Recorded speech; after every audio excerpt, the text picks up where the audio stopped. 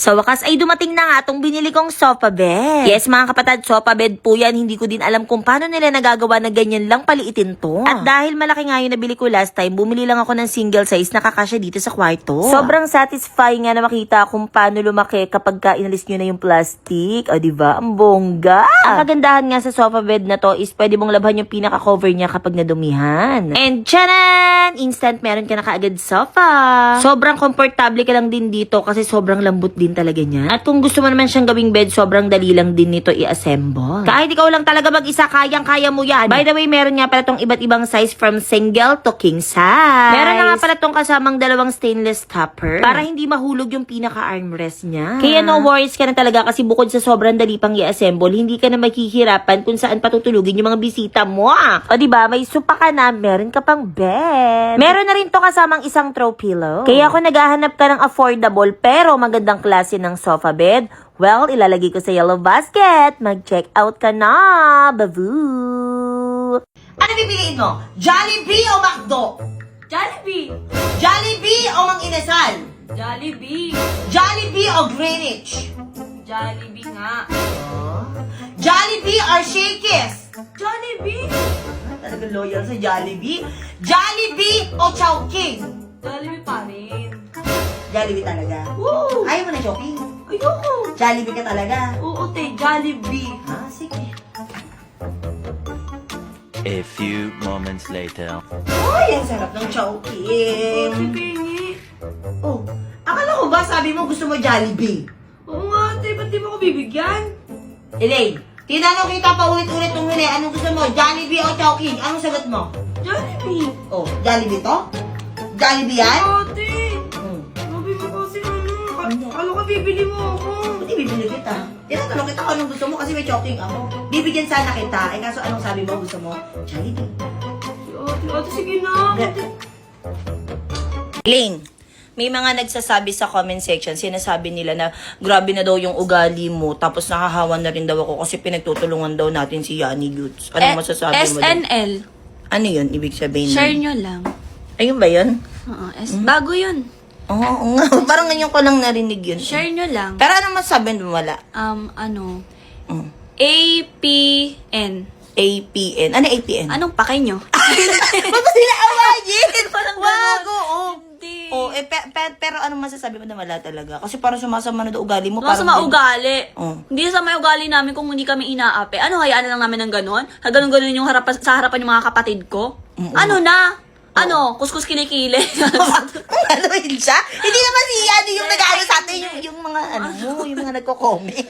Ay, hindi ba kala ko si Oo, Yan? hindi si Yan. Alam yung mga guys, ay mga kapatid, Mm. hindi naman sa pagiging masama ang ugali. Mm-mm. Pero kasi iba na yung panahon ngayon. Kailangan na nating lumaban. Pag masama sa'yo, labanan mo. Hindi pwedeng mabait ka lang. Kasi pag naging mabait ka sa kanila, lalo kang aapihin. Ako din Tama, sasabihin mali. pala ako sa'yo.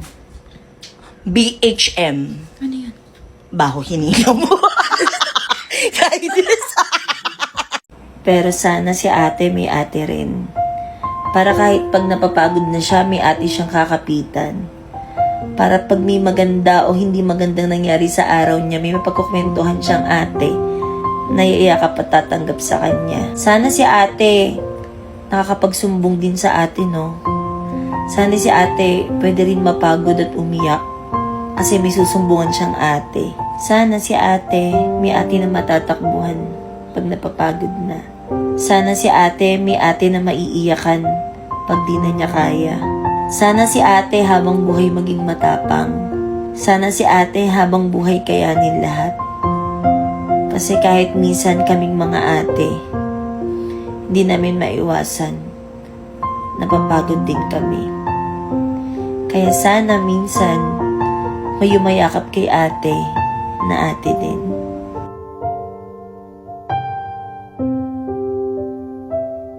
Patunayan ko sa inyo na matalino talaga yung kapatid ko ha. Kasi sinasabi nyo parang medyo mahina yung brain niya eh. Pero ito papatunayan ko sa inyo, Elaine. May mga nagsasabi kasi parang hindi ka daw parang alam mo yun, parang wala daw laman yung brain mo. Meron utak. Lahat Meron, ng tao diba? may utak. Meron! Kayo yung wala! Grabe, ay, Hindi, meron din sila. Ay, meron ba? Meron. Ginagawa din. Ay, oo nga pala. So, papatunayan ko sa inyo na matalino yung kapatid ko. Matalino to sa mga acronym. Di ba? Matalino ka sa mga acronym. Di ba? Ano ang meaning ng acronym na OTW? On the way. Wow! Ang galing mo talaga! English, Ano? On the way. Yun nga yun. English nga yun. Huwag mo nang anuhin. Baka sabihin, maano pa. O, next natin. ASAP. Asap. Oo. ASAP. Asap. Oo.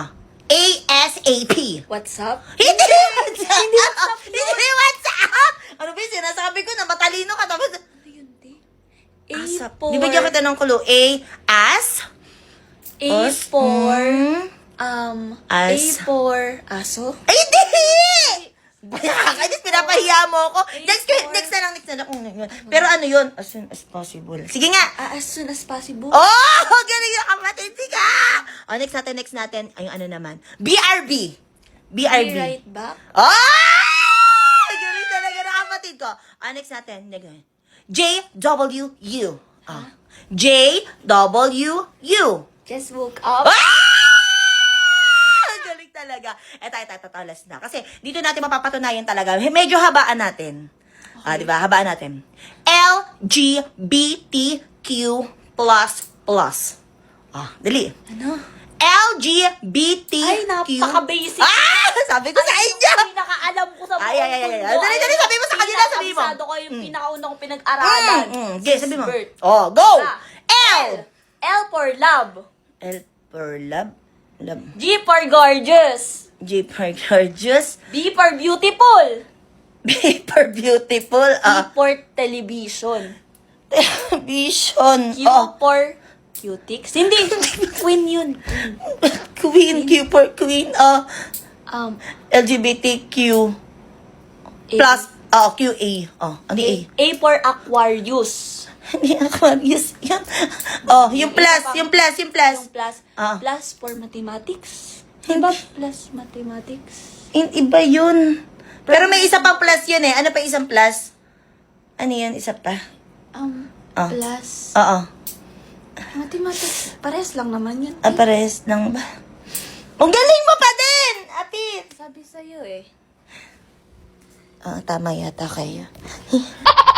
Alam kong alam nyo na ito mga kapatid kasi nagtitrend talaga to ngayon sa TikTok at pinakita ko na rin sa inyo to last time. By the way, buy one take one na nga pala yung binili ko para sulit. Buti na lang, buy one take one yung binili ko kasi sobrang sarap din talaga at sulit na sulit. Ito siya, ayan, ito ay, fruit mix flavor fudge. Yes, kasi pag kinagat nyo to, parang meron siyang fudge sa loob. Pero ang hindi ko maintindihan, may mga nakikita kasi ko binabalatan nila. So gusto kong itry na balatan.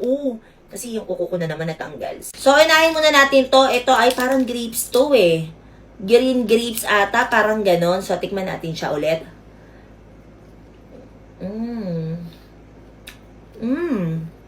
Sarap.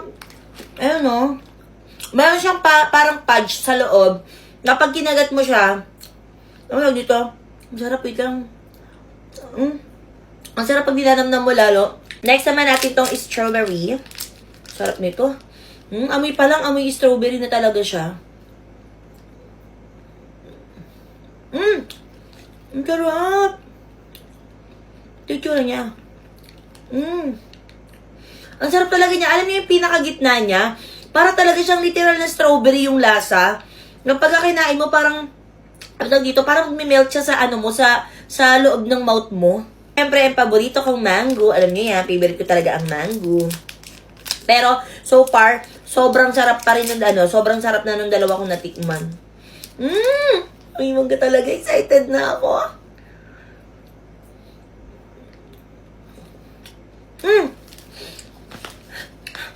Ang sarap.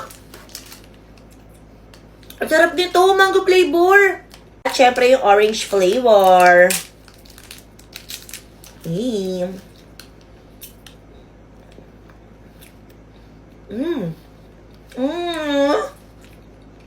Alam niyo yung pag kinakain ko talaga itong orange flavor na to, pag nalalasahon ko yung parang mga lasa ng mga vitamins natin dati. Orange, sarap. Sarap. Kaya kung di mo pa na-try, or gusto mo i-try, well, promise, ang bili mo na yung buy one, take one. Kasi pag isa lang yung binili mo, bibiting ka talaga. Pwede siya pang dessert din siya. Ano daw? Pwede nyo din siyang pang dessert. Yan, kung gusto nyo, lalagay ko sa yellow basket, mag-check out ka na rin.